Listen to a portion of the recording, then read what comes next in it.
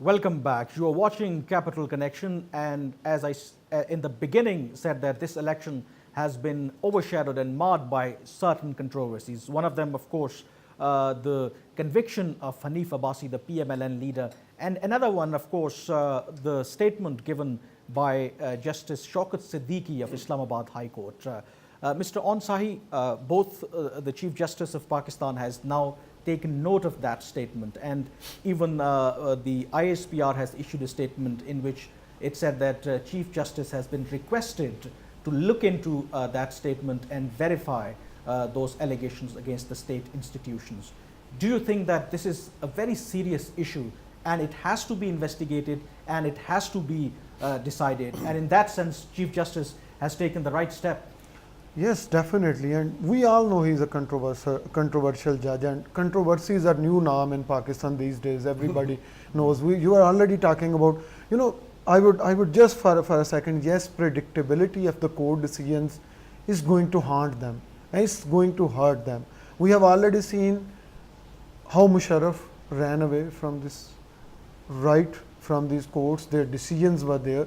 Nobody was able to, just to get him back or just don't let him go away. So, but people would argue that two wrongs cannot make wrong. Okay, fine. Definitely. Musharraf is not held accountable, but you can't really say that, okay, then Nawaz Sharif or any other political leader who has been accused of corruption or any other allegations should be not allowed or should not be held accountable. Definitely. Only 2 days back, Imran Khan has given exemption from ATC, anti-terrorism court, and in ATC you can't get more than 2 exemptions, and after that they started your arrest warrants they have been issued, but he has been given exemption from there for 2 months. Zardari and Faryal Talpur, they have been given exemption from FIA proceedings. But the FIA, I believe that they have also declared them absconder in that money. They put them, reports, of course. Yes, they put them in another column. They made 2 columns. And they said we have done under the instructions of Supreme Court. Chief Justice himself gave him that much time. So these are the issues which really created a kind of scenario where Shaukat Aziz Siddiqui emerges. He's a controversial. He has his own case right in front of Supreme Judicial Council, and there's so many other allegations on him as well. And we all know he knows how to play with the gallery. First he played with the blasphemy issue, and he made himself a kind of untouchable kind of person. And even then, we all know that he's a controversial person. He has his case in front of Supreme Judicial, Council. So, this is kind of environment where anybody who talks becomes a kind of important. We don't, this is the problem. We don't know what is this person's past.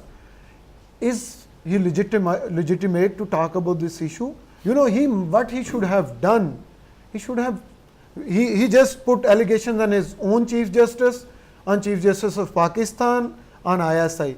I think the best avenue he would available to him was Supreme Judicial Council. But okay, but Wasim, do you think that we should take his statement or claims really seriously?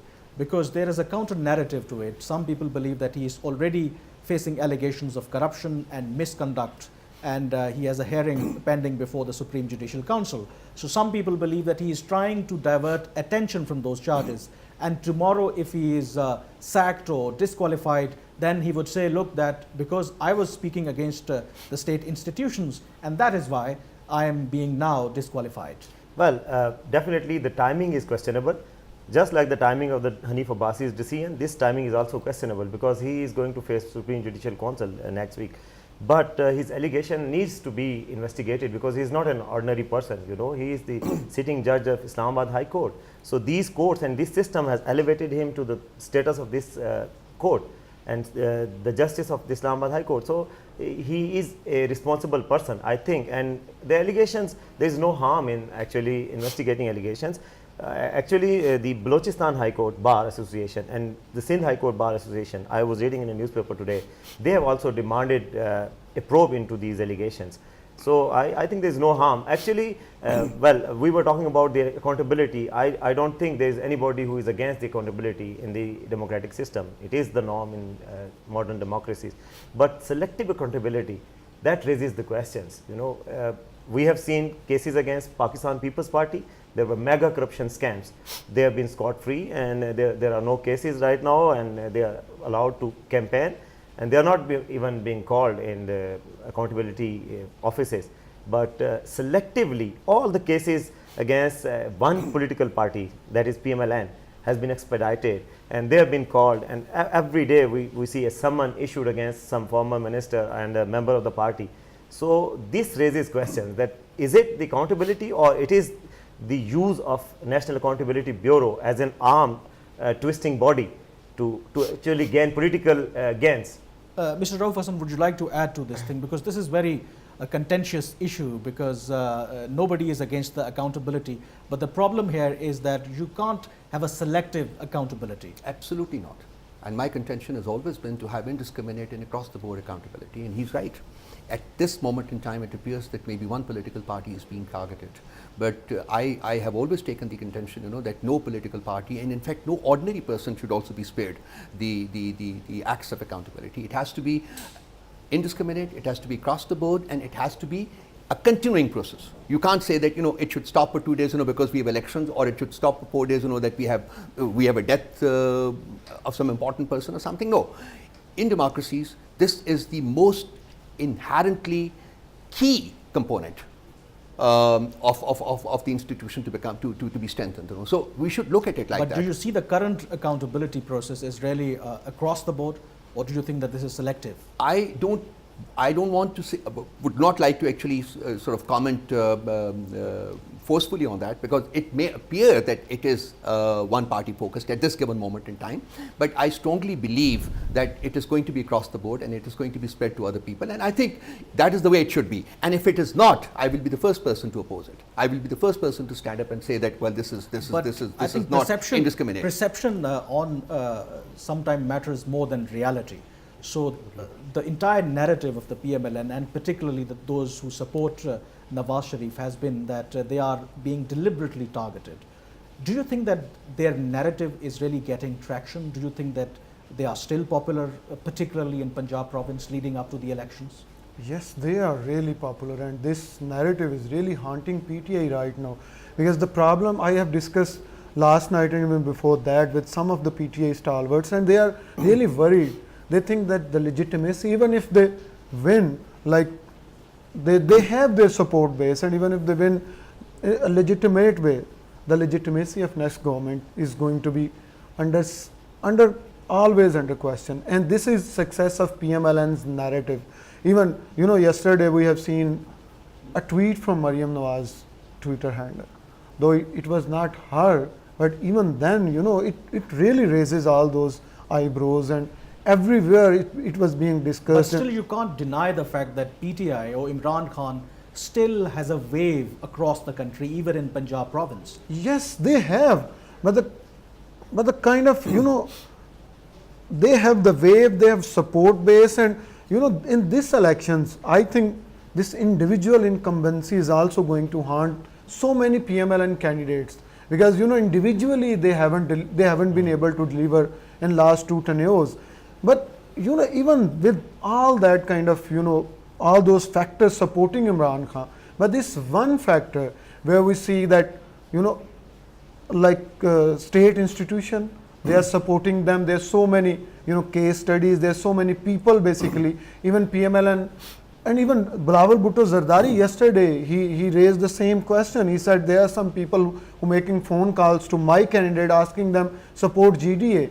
And the same is being happening in Balochistan, where you have BAP, and in Punjab everybody is being asked, you know, quote unquote. But Wasim, in Pakistan, these things are very much part of our system, because when some party is really fearing a defeat, or even once they are defeated, they always level allegations. Even 2013, we know that how PTI accused the PMLN, and even at that time they said that PMLN was actually supported by the security establishment, and they were denied the victory. Well, Yes, it is true that in Pakistan rigging allegations are not a new thing, but the pre-poll rigging allegations this time around it's different because it's not the PTI, it's not one political party that is accusing. I mean, how it is pre-poll different? rigging. It is just because that we have Let me tell you how so it is many news different. channels, social media is quite So active, and that's why It's- all it's these not- yeah. allegations are looking so glorified. No, actually the political parties have been raising these issues in past also in 2013.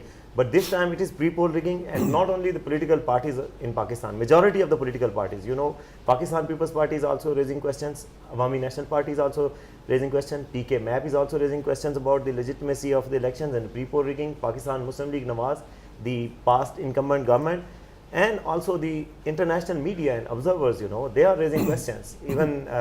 Even Pakistani polls have also said that there are pre-poll rigging. There is perception that you said is greater than reality sometimes.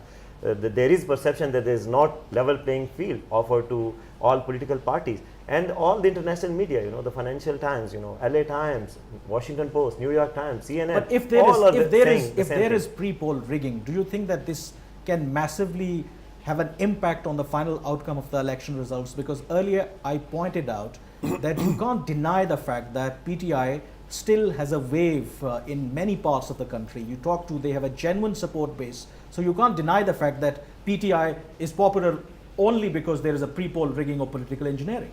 Actually, I agree with you 100%. I actually agree with on PTI's legitimate support and genuine political support. In my family, many people are supporting. I have seen many people across the board supporting PTI, but this has actually raised a big question mark on their legitimacy. As on said, post-elections, we will see that people will be questioning their legitimacy, despite they having. Okay, before we discuss the post-election scenario, we will also discuss, of course, that what will happen on July the 25th, because we have pre-election analysis, we have pre-election surveys suggesting tight race, and some parties are, or some surveys suggesting that which party is going to win the election. But of course, that you can't say anything until the race is finished. We will discuss this point, but after this short break.